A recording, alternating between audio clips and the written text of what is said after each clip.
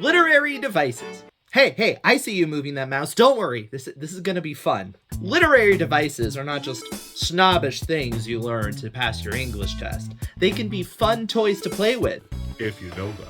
So, let's take a trip to Literary Land, a place to work on your writing potential and learn 5 literary devices you can play with today. Number 1, the Unreliable Narrator. This is where the narrator of the story is found to be misleading the audience either through incompetency, bias, or maybe intentional maliciousness.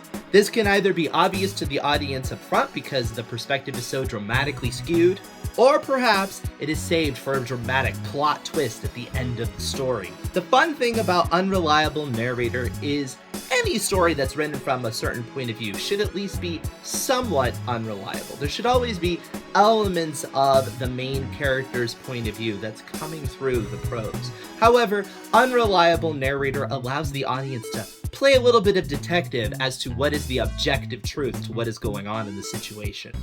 A bit like when your uncle tells you that story about that big fish that got away. Number 2 is Anacoluthon, a really ferocious snake found in South America. No, I'm just kidding. Anacoluthon is the act of shifting from one sentence to another in an unexpected way, leading to a break in the syntax. One of the ways this can be used is for a humorous effect, such as when a character, squirm, interrupts their thought and there's a non sequitur. However, it can also convey disorientation or somebody losing their train of thought. There's a strange thing going on, but I'm not sure. Do you suppose that, well, maybe he's the reason? Just like any other device, this can be overplayed, but can be effective. Number 3 is Eucatasrophe. Sounds like some sort of weird subsidiary of Google. But Eucatasrophe was actually coined by the author, J.R.R. Tolkien.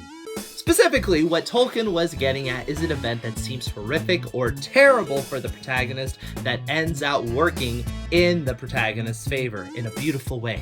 An example from Lord of the Rings itself is when Gollum bites off Frodo's finger and snatches the ring, which seems like one of the worst possible things that can happen.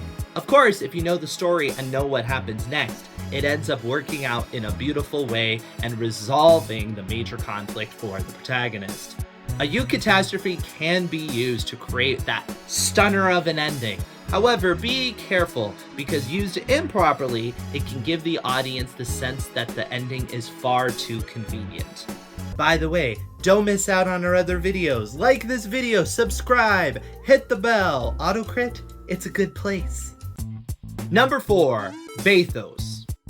A term coined by Alexander Pope, Bathos attempts to poke fun at an attempt at pathos, or emotional appeal, because of its terrible payoff. The term is not specific to intentional or unintentional bathos. Intentional bathos is usually used for comedic effect. There it is, that inspiring, beautiful sound, that gripping tone of human ingenuity. The lawn blower. Humorous bathos can be really funny and a way to show a character over-dramatizing something very simple. On the other hand, as a writer, unintentional bathos accomplishes the same comedic effect, just unintentionally. So unless you want to sound overly dramatic, save it for the comedy. Number 5, frame story. Yes, that neglected Pixar classic about the struggle between Woody, the wooden frame, and Digi, the digital frame. Okay, so it's not that. But what is a frame story? A frame story is a companion story that frames your main story. A common frame story is somebody is sitting down to tell you a story within the story. So maybe the book begins with a man clearing his throat and saying, a long time ago, I happened to fall upon, etc., etc. One reason the frame story might be used is perhaps the prose needs to come across like somebody telling a story, and you want to give context for that sort of writing style. It also can provide context for the main story to create more dramatic interest. The Life of Pi has a wonderful frame story, which allows the audience to interpret the main story in different ways. Oh, by the way, it's also a bit of an unreliable narrator, just to cycle back to point number 1.